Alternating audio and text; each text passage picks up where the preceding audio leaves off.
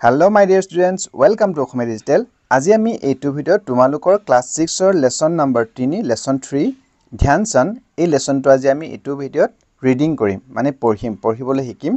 তোমালোকে কৰবাত যদি পঢ়িবলৈ অসুবিধা হৈছে তোমালোকে পঢ়িব পৰা নাই তেতিয়া হলে আজি এইটো ভিডিও চাই লৈ তোমালোকে পঢ়িব পাৰিবা প্ৰথমতে আমি এবাৰ পঢ়িলাম তাৰ পিছত মোৰ লগলে তোমালোকে পঢ়িব পৰাকৈ লাহে লাহে আমি আকৌ এবাৰ ওয়াৰ্ড টু ওয়াৰ্ড মানে গোটেই শব্দবিলাক ভালকৈ পঢ়ি গৈ থাকিম আৰু তোমালোকে যদি পঢ়িব পাৰা লেসনটো তেতিয়া হলে এই ভিডিওটো চাব নালাগে ইয়াৰ তলৰ ভিডিও লিংকত ডেসক্ৰিপচন লিংকত আনটা ভিডিও দিয়া আছে তত মই গোটেই লেসনটো অসমতে মানে আলোচনা কৰি পঢ়িছো আৰু গোটেই শব্দবিলাকৰ লাইন বাই লাইন ওয়াৰ্ড বিলাক আমি আলোচনা কৰি গৈ আছো হেতু ভিডিও তোমালোকে চাব পাৰা বাৰু এতিয়া আমি আৰম্ভ কৰো ধ্যান চান এটা প্যাৰাগ্ৰাফ দিয়া আছে আমি প্যাৰাগ্ৰাফটো পঢ়ি লওঁ কি লিখা আছে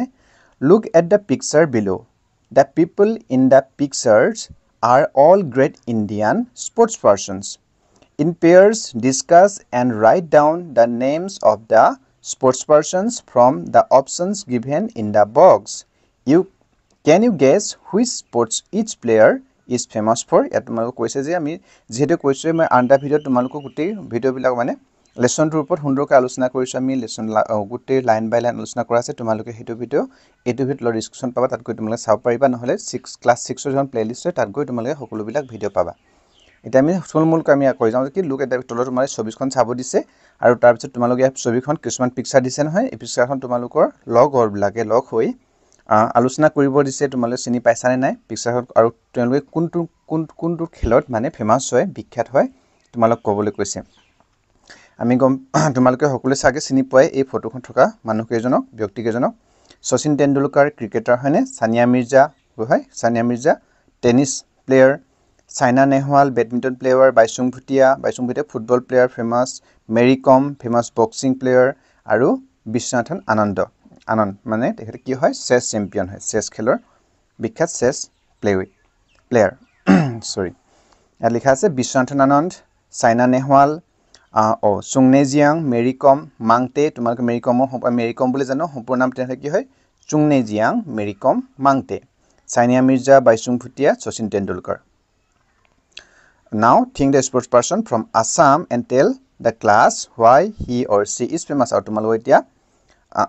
আমাৰ অসমৰ পৰা কোন বিখ্যাত খেলুৱৈ আছে তোমাক ভাবিব দিছে আৰু তোমালোকৰ লগলৈ কথা পাতি আলোচনা কৰিব দিছে ক'বলৈ দিছে বাৰু এতিয়া আমি নেক্সট লেসনটো পঢ়ি লওঁ এবাৰ তোমালোকে চাই যোৱা ভালকৈ তাৰ পিছত আমি পুনৰ বাই লাহে লাহে তোমালোকে মোৰ লগত পঢ়িব পাৰিবা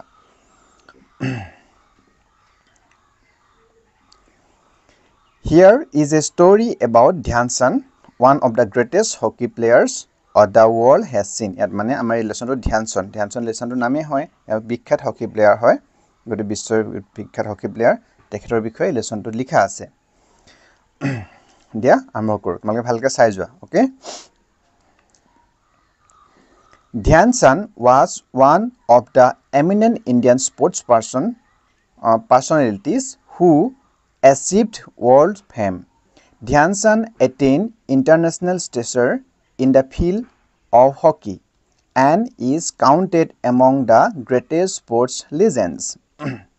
It is said that the Pele is to football and Muhammad Ali is to boxing, Dhyan Chand is to hockey. He remains the greatest hockey player of all time. Till the arrival of Dhyan Chand, the Europeans and the Americans were the leading masters of the game. Dhyan Chand shocked the Europeans and the Americans with his splendid performance in 3 Olympics. This great hockey player was born as Dhyan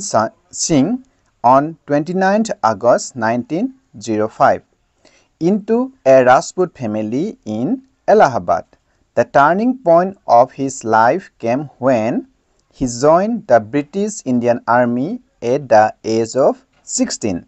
Saigo sai tumaloke bhalke sai jua ami next ako punor bai lahe lahe tumaloke mulot pohi pora koi lahe lahe pohim thik ase next paragraph The army gave him the much needed opportunity and facilities to practice hockey. He preferred to do his practice sessions at night after his duty hours. He often waited for the moon to come out so that the visibility in the field improved. His practice sessions coincided with the rising of the moon, and so Dhyan Singh came to be called Dhyan San by his fellow players. His coach also predicted that he would one day shine like the moon. He gave him the title Sun. Sun is a Hindi word for moon. আৰু তোমালোক কৈছো তোমালোকে যদি এই video চাই থকা অৱস্থাত যদি আখৰ বিলাক এই লেটাৰ বিলাক যদি ভালকে মনিব পৰা নাই তেহলে কি কৰিবা তোমালোকে যদি ভিডিও চাই আছা না তাৰ ৰাইট ওপৰ ভিডিও চাই থকা ওপৰত কোনাত সেটিংস অপলেট অপচন সেটিংস এটা আইকন থাকে নহয় সেটিংসত গৈ তোমালোক কোৱালিটি যেটো ভিডিও কোৱালিটি হয় সেই কোৱালিটিটো অকমান হায়াৰ কোৱালিটি কৈ লবা মানে যেতিয়া নেকি 144 একদম লোৱেষ্ট থাকে তেহলে আখৰ বিলাক ভালকৈ মনিব নোৱাৰি গতিকে তোমালোকে এই ভিডিও কোৱালিটি 240 বা 360 নেকে অকন ভিডিও কোৱালিটি হায়াৰ কৰিলে ভালকৈ মনিব পাৰিবা ঠিক আছে এতিয়া next paragraph A few years later in 1928 he led the Indian hockey team to win the first gold medal for India in Amsterdam. He won his second gold in the 1932 Olympics in Los Angeles. The last goal came to him in the 1936 Olympics in Berlin where he led the Indian team. He also won the title of Hockey Personality of the Century there. Next paragraph. Dhyan San was given the nicknames the Wizard and the Magician of hockey for his superb ball control. During his sporting career, spanning 23 years, 1926 to 1947, he scored a total of 570 goals in 185 matches. According to his autobiography titled Goal, the government of India awarded him the national honor of Padma Bhushan in 1956. He passed away at the age of 74 in Delhi on 3 December 1979. Very appropriately, his birthday 29 August is celebrated as National Sports Day. So, আমি পঢ়িললো এতিয়া আমি লাহে লাহে পঢ়ি যাম তোমালোকেও যাতে মোৰ লগলে তোমালোকেও মানে মোৰ লগলে পঢ়ি যাবা তোমালোকে ভালকে চোৱা মই লাহে লাহে পঢ়ি যাম তোমালোকে মই কোৱা পিছতে তোমালোকেও মোৰ লগলে পঢ়ি যাবা ঠিক আছে আৰু ৰিডিং ইংলিশৰ ৰিডিংটো খুব ইম্পৰ্টেন্ট হয় তোমালোকে যিমানে ৰিডিং কৰিবা তেতিয়া তোমালোকে ওয়াৰ্ড বিলাক তোমালোকৰ প্ৰনাউন্সিয়েচন যেটো হয় উচ্চাৰণ ভাল হ'ব তোমালোকে শব্দবিলাক নতুন শব্দ শিকিব পাৰিবা আৰু নিজেও পঢ়িব পাৰিবা ঠিক আছে এটা মোৰ লগলে পঢ়ি যোৱা স্টাৰ্ট কৰো Dhyan San was one of the eminent Indian sports personalities who achieved world fame কি কৈছে পঢ়ি যাও দিয়া Dhyan San was one of the eminent Indian sports personalities who achieved world fame. Okay. Dhyan San attained international stature in the field of hockey and is counted among the greatest sports legends কি হয় among the greatest sports legends পঢ়ি গৈছা নে ঠিক আছে মোৰ লগলে তুমি পঢ়ি গৈ থাকা okay the next it is said that what Pele is to football what Pele is to football good নে পঢ়িব গৈ থাকা and Muhammad Ali is to boxing Dhyan San is to hockey he remains the greatest hockey player he remains the greatest hockey player of all time ঠিক তোমালোকে আজি মই পঢ়ি গৈ আছো তোমালোকে যদি অকন অসুবিধা পাইছা কিবা বুজি বলিবা পঢ়িব তেহলে তুমি কমেন্ট সেকশন তোমালোকে কমেন্ট কৰিবা আৰু তোমালোকে কিবা যদি প্ৰবলেম পাইছা তেহলে কমেন্ট কৰিবা তেতিয়া নেক্সট ভিডিওত কি কৰিম আমি আৰু ভালকৈ পঢ়িবলৈ বা আমি আৰু ভালকৈ ভিডিওবিলাক বনাবলৈ চেষ্টা কৰিম বাৰু এতিয়া আকৌ আৰম্ভ কৰো দেখি আছে ইয়াৰ পৰা আসলে till the arrival of Dhyan Chand the Europeans and the Americans were the leading masters of the game paisane Dhyan Chand shocked Dhyan Chand shocked the Europeans and the Americans with his splendid performance in 3 Olympics ঠিক আছে next paragraph this great hockey player was born as Dhyan Singh on 29th August 1905 into a Rajput family in Allahabad the turning point of his life came when he joined the British Indian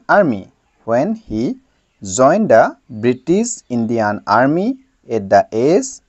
of 16 the next paragraph the army gave him the much needed opportunity and facilities to practice hockey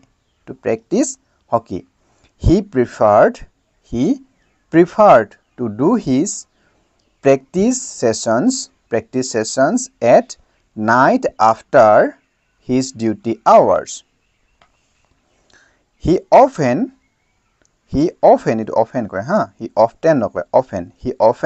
waited for the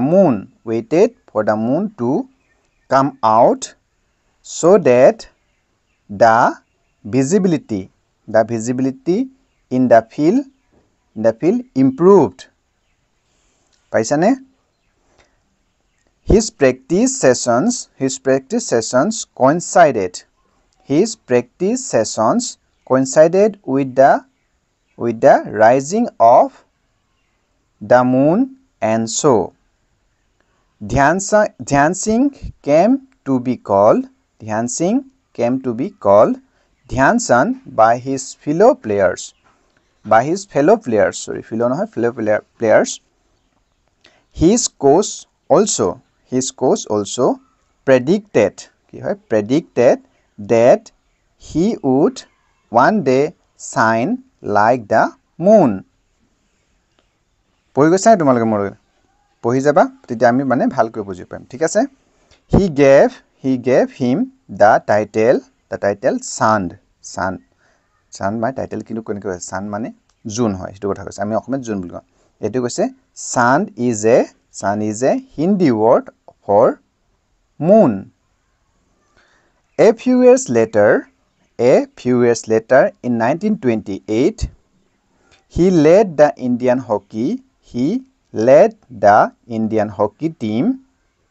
to win the first gold medal for India in Amsterdam he won his second goal in 1932 Olympics in Los Angeles the last goal came to him in the 1936 Olympics in Berlin where he led the Indian team he also won the title of hockey personality of the century কি হয় hockey personality of the century there মই আশা কৰিছো তোমালোকে মানে পাইছা মলগলে পঢ়িব গতিকে পঢ়ি যাই থবা তোমাৰ দুবাৰ তিনিবাৰ পঢ়াৰ লগে লগে তোমালোকে নিজেও ভালকে পঢ়িব পাৰিবা ঠিক আছে Dhyan Chand was given the nicknames the wizard and the magician of hockey for his superb ball control. Superb ball control. During his sporting career, spanning 23 years, 1926 to 1947, he scored a total of 570 goals in 185 matches. 570 goals in 185 matches. According to his autobiography, title goal. Autobiography কি আত্মজীৱনী এই বিষয়ে তোমালোকক মই যেটো আমাৰ সম্পূৰ্ণ lesson two explanation কৰিছো নহয় যত আলোচনা কৰিছো হেটো ভিডিও সুন্দৰকৈ গুটে লাইন বাই লাইন মই অসমত আলোচনা কৰিছো তোমালোকে হেটো ভিডিও চোৱা নাই তেতিয়াহলে চাই লবা হেটো ভিডিওৰ লিংক এটোত লৰিছন দিয়া থাকিব ঠিক আছে The government of India awarded him the national honor of Padma Bhushan in 1956. He passed away at the age of 74 in Delhi on 3 December 1979. Very appropriately, his birthday 29th August is celebrated as National Sports Day. So আমি lesson two আজি reading কৰিলো এটো ভিডিওত আমি কি কৰিলো আমি আমাৰ reading কৰিলো অকল মানে আউট অফ মানে কি দিয়া আছে তোমালোক গুটে লাইন বাই লাইন সুন্দৰকৈ অসমত আলোচনা কৰা ভিডিও দিয়া আছে আৰু লগত নেক্সট এটা ভিডিও আমি কি কৰিম কোৱেশ্চন যেবিলাক কোৱেশ্চন আছে হেবিলাক এনসাৰ ওপৰটো মই ভিডিও বে তোমালোকৰ আলোচনা কৰিম তোমালোক গটিকে কোনোবা যদি এই চেনেলটো নতুনকৈ তেনেহলে চেনেলটো সাবস্ক্ৰাইব কৰি লওক কাষত থকা বেল আইকনটো দবাই দিবা যাতে তোমালোকে মই ভিডিও দিয়া লগে তা নটিফিকেশন তোমালোকে পাই যাবা কাৰণ ইয়াত মই ক্লাস 6 ৰ পৰা ক্লাস 12 লৈকে এনেকুৱা এডুকেশন ভিডিও দি থাকো আৰু তোমালোকে যদি ভিডিওটো ভাল পায় তেনেহলে প্লিজ ভিডিও লাইক কৰি দিবা আৰু তোমালোকৰ ফ্ৰেণ্ডজলৈ যেনৰ পৰা শেয়াৰ কৰি দিবা ওকে যাতে তেওঁলোকে পাই যায় আৰু লগতে তোমালোকে লাইক শেয়াৰ কৰিলে মোৰ ভাল লাগিব যাতে মই কি ভিডিও বনাইমলি কিবা এটা মোৰ তোমালোকৰ হেল্প হৈছে বুলি ভাবিব পাৰিম থ্যাংক ইউ ফৰ ওয়াচিং